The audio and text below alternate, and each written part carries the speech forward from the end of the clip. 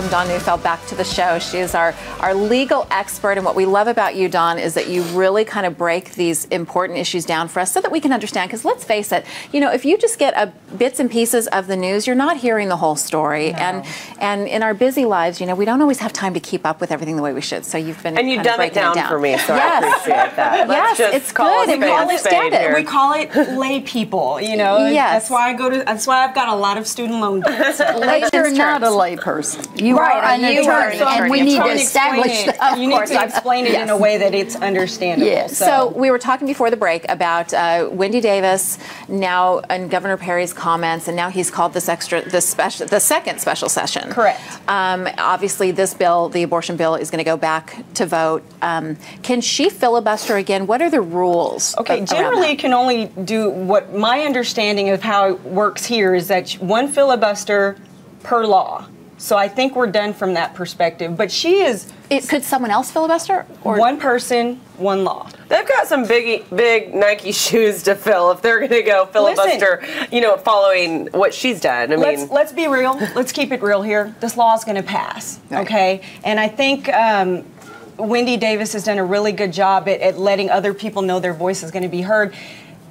My opinion is that this could eventually have a negative effect on the Republican Party because now you get people angry. So now you're not going to listen to us. Okay, wait until 2014 and we'll make sure you listen to us. So I think that can be the flip side of it. You go ahead and make sure this law is in place right now. You know, Romney didn't win this state, but we won't vote you back in. Yeah, so, we may not vote you back in. You got a lot of people from the coast moving into Texas right now, and who want to change it. There is a lot of talk that the state will eventually be blue. And came in here to change Texas. We did not. We came here because the cost of living is awesome. I know that. I know that.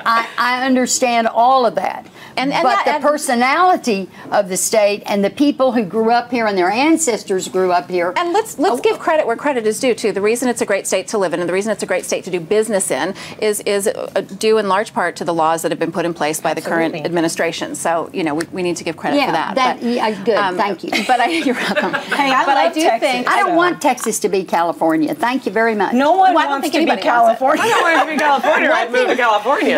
Why do you think I haven't moved back? One point we made yesterday, Dawn, is the hypocrisy of the whole thing that I kind of took from it. As we celebrate the 500th execution in our state, you know, guns ablazing, then we are also, you know, we're protecting the unborn child, but we're killing people. That's the same hypocrisy from the actors who are so against guns and then go make millions and billions of money shooting off guns for young people to see. Well, I will say hypocrisy exists everywhere. Everywhere. Well, sure, Sarah Silverman tweeted something. Actually, you know, I have to bring this back to social media and Twitter. Sarah Silverman tweeted something the day before yesterday. Said, "I find it really ironic that, you know, Republicans' stance on abortion, but I'm curious to know how many Republicans have taken their mistress or their teenage daughter into an abortion clinic." Well, and it's like, but they don't say that about Democrats, and I'm sure they've done the same thing. We're too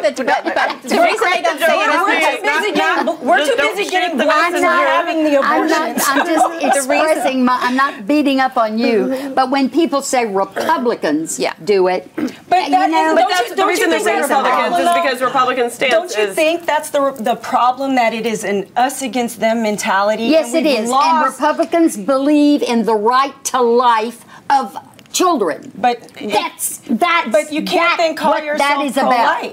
And the Democrats and the liberals, if the liberals believe that it is the mother's right over the child.